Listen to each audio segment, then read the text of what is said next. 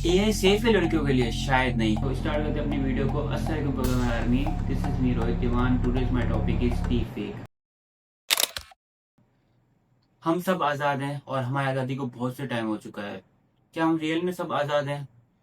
यहाँ पर अगर देखा जाए तो यहाँ पर जो लड़कियां हैं वो शायद आज भी कैद हैं। वो कभी भी अपने घर से किसी अकेले नहीं निकल सकती। अगर उनको निकलना है तो वो किसी लड़के के साथ निकलेंगी। शायद वो खुद को कैद करके बैठी घर में। तो एक तरह से माना जाए तो ये कैद ही हो गई है। अब कैद के लिए मेरा मानना सिर्फ यही है कि अगर कैद जेल में हो या कैद महल में हो, कैद हमेशा कैद ही रहती है। शायद लड़कियां पहले बाहर सेफ नहीं थी और आज शायद लड़कियां इंटरनेट पे भी सेफ नहीं है। अब एआई टूल बहुत पावरफुल है, अगर आप उसको सही तरीके से यूज करोगे तो बहुत ही हेल्पफुल है। बस कुछ लोग होते हैं जो एआई का गलत इस्तेमाल करते हैं और बनाते हैं वो डीप फेक्स। अब डीप फेक्स क्या है कि आपको मैं बहुत इजी तरीके से बताऊं तो यहाँ पर आपके पास दो इमेज होंगी। एक इमेज जो होगी वो आपकी होगी और दूसरी जो इमेज होगी वो आपकी 18+ हो सकती है और बहुत ही गलत पिक्चर होगी। जिसमें क्या होगी, जो आपकी इमेज में से आपका फेस कॉपी करके उसमें पेस्ट कर देंगे। अब इससे होगा क्या कि आपकी एक गलत पिक्चर बन गई है और लोग उसे वायरल करेंगे।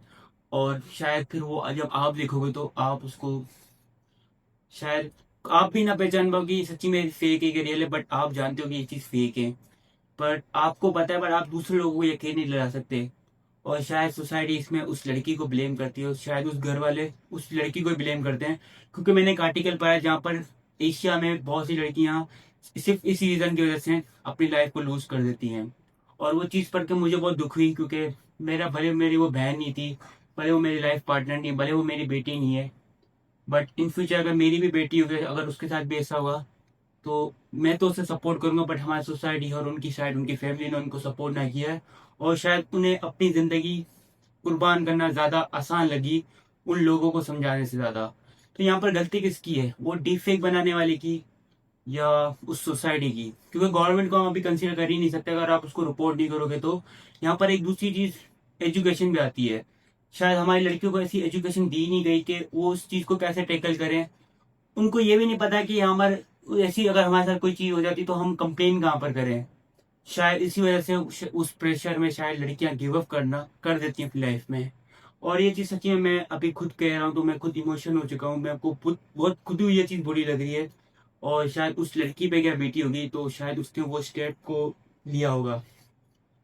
तो यहाँ पर शायद हम मतलब एक सोसाइटी शायद उसे ब्लेम कर रही है कि भाई तुमने पिक्चर क्यों अपलोड की है। अगर ये चीज है तो आई थिंक जो हमारा आने वाला कंटेंट क्रिएशन है उसमें लड़के शायद गायब ही हो जाएं, क्योंकि जो सोसाइटी जाती है कि गलती लड़की की है क्योंकि उसने इमेज अपलोड की है। तो आई थिंक आपकी लाइफ पे रह क्या गई? ये तो एक तरीके से कह दियोगे ना कि पहले आप बाहर नहीं निकल सकते थे, अब आप इंटरनेट पे कोई पिक्चर अपलोड नहीं कर सकते, अपनी वीडियो अपलोड नहीं कर सकते। तो लड़की ने अपनी लाइफ तो जी नहीं, वो इस पाकिस्तान में हुई या वो इस एशिया साइड में आई, वो अपनी लाइफ में ना घर से बाहर निकल सकती है और ना ही फ्रीली कोई इंटरनेट में कोई चीज अपलोड कर सकती है।